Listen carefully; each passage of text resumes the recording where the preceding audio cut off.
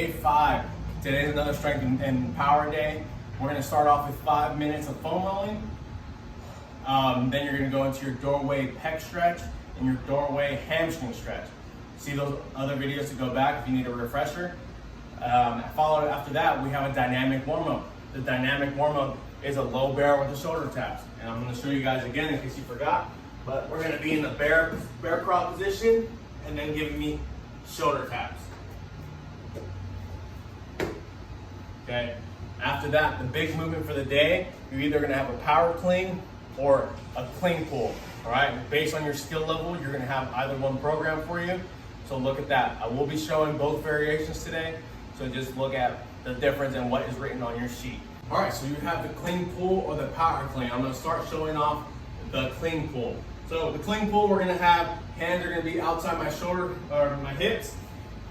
So grab the barbell just outside of your hips. You pick it all the way up. My feet are going to be hip width apart. I'm going to come to my shins and I'm going to violently and explosively come straight up and there. So that's a clean pull. So I'm going to go back down, up, and down. So notice how I'm kind of holding it at the very top for just a brief second and then coming back down. So here and then back down. Nice and control, up and down. All right, so that's a clean pull. So if you have that written, that's where you're at.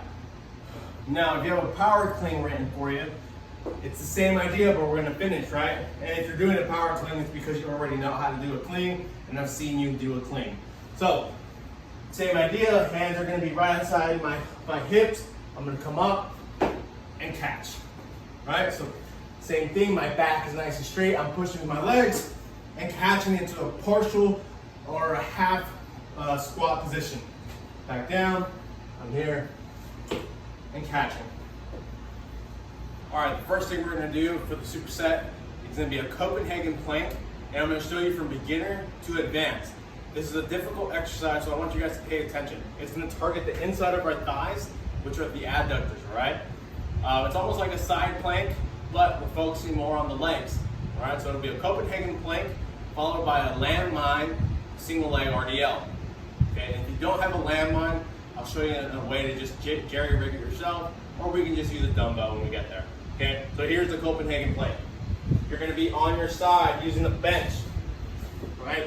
My hand's gonna be nice and flat on the ground, and this is the beginner one, okay? So my whole thigh is gonna be on the bench, this leg is gonna be on the ground, supporting me, and then I'm gonna simply lift the right leg off the ground, and this leg is helping me balance and stay in a nice straight leg line. All right, so 10 seconds here, and then back down. For the moderate one, I'm gonna bring my leg out more for where my shin is the only thing on the bench. So same idea, I'm gonna come up, come here, this leg is on the ground to help me get up, and then I'm gonna release it and hang in this position. Okay, so that's the moderate one. The advanced one is just my foot on the bench. So same thing, I'm gonna come up, and then my leg comes off the ground, and we're holding this position.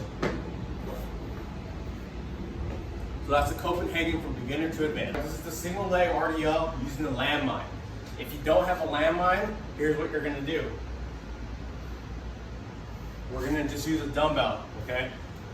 And we're gonna come and bring to the leg, right? So right arm, left leg, and we're gonna cross and come here, right? So it's a hamstring, so we're really feeling it on the hamstring. So the other leg, left arm, right leg, and then up. Making sure your back is nice and flat, and up, okay? Get your hips doing all the movement, and come in there, okay? So that's if you don't have a landmine at your facility, but if you do, this is how I want you to do it. So feet are gonna be close together. You're gonna grab the barbell with both arms, and then just like how I showed you on the dumbbell, my right arm, left leg. So my right leg is gonna be straight, and I'm gonna simply reach forward and up, forward and up. Okay, so the other side, same thing, left arm, right leg. I'm gonna come back and up. So coming down and up. Notice how the barbell is close to my leg the whole time. Coming up, okay? All right, your last superset, we're gonna have a bent single arm dumbbell row, followed with a pal-off press, hold. Right, I'm gonna show you both of these. So I'm sure you've done a dumbbell row, but we're just gonna cover some of the basic topics. So we're gonna be in a split position. My back's gonna be nice and straight. I'm gonna bring the dumbbell off the ground, and I'm gonna row into my armpit back down.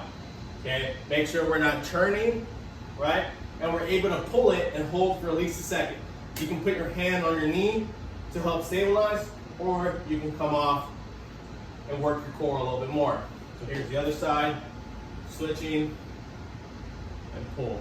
Okay, again, you can have your hand on your knee and pull in this direction. The pal-off press, you're gonna have a band wrapped around something that's secure, and it's gonna be kneeling. So that means we're gonna be on our knees, right? So you can put a pad down for cushioning your knees, or you can just go on the floor. It's really whatever your comfort is. But with a band, the hand that's closest to the band is gonna be on it. We're gonna close it and then overhand the other one. From here, I'm gonna step out. So there's tension on the band and it's pulling me back. I'm gonna go into a kneeling position, and the band is still having a good amount of tension, and I'm gonna press out. And we're gonna hold it for the allotted time that I wrote down. So after your time is up, you bring it back. We're gonna turn back. Make sure to breathe and don't let the band take you. There should be enough tension on that band where you're feeling the resistance trying to pull you back and you're fighting the resistance.